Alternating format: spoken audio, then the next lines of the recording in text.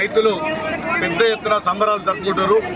గౌరవ ముఖ్యమంత్రి రేవంత్ రెడ్డి గారి నాయకత్వంలో ఈ రాష్ట్రంలో దేశంలో ఎక్కడా లేని విధంగా 9 రోజుల్లో 9,000 కోట్ల రైతు భరోసానిచ్చి రైతన్నకు అండగా నిలుస్తున్న ప్రభుత్వం మన కాంగ్రెస్ పార్టీ ప్రభుత్వం.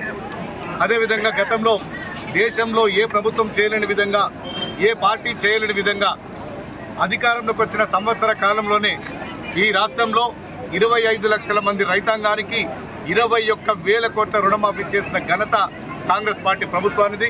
అంతేకాదు సంవత్సరన్నర కాలంలో వ్యవసాయ రంగానికి 1,00,000 కోట్లకు పైగా ఖర్చు పెట్టిన ఏకైక ప్రభుత్వం.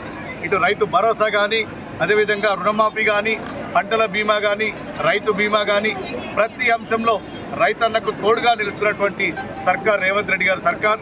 ఇలా స్వచ్ఛందంగా రైతులు, మహిళలు పెద్ద ఎత్తున ఇలా దసరా, బతుకమ్మ పండుగ, దీపావళి ఏ విధంగా అయితే జరుపుకుంటారో ఈ తెలంగాణ వ్యాప్తంగా మరీ ముఖ్యంగా మా చొప్పదండి నియోజకవర్గంలో పెద్ద ఎత్తున ఈ రైతు సంబరాలు జరుపుకుంటారు. ముఖ్యంగా మహిళా సోదరిమణులందరూ కూడా బతుకమ్మలతోటి, బోనాలతోటి వాళ్ళు స్వచ్ఛందంగా ముందుకొచ్చి ఇలా గౌరవ ముఖ్యమంత్రి రేవంత్ రెడ్డి గారికి, కాంగ్రెస్ పార్టీ ప్రజాప్రభుత్వానికి మద్దతుగా జీవిస్తున్నారు. అందరికీ కూడా ప్రతి ఒక్కరికి నేను కృతజ్ఞతలు తెలియజేస్తున్నా.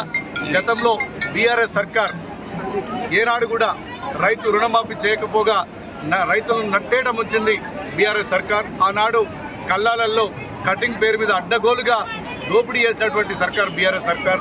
ఇలా కాంగ్రెస్ పార్టీ ప్రభుత్వం వచ్చినాక రైతులకు అండగా నిలుస్తూ కల్లాలలో కూడా ఎలాంటి కట్టింగ్ లేకుండా పూర్తిగా వారికి మద్దతు ధర ఇచ్చి రైతులకు బోనస్ ఇచ్చి ఇలా రైతాంగానికి అండగా నిలుస్తున్న కాంగ్రెస్ పార్టీ సర్కారుకు మేమందరం కూడా ఎల్లప్పటికీ మద్దతుగా నిలుస్తామని చెప్పి రైతులు, మహిళలు పెద్ద ఎత్తున వచ్చిండ్రు. వాళ్ళందరికీ కూడా నేను మనస్ఫూర్తిగా ధన్యవాదాలు తెలియజేస్తున్నాను.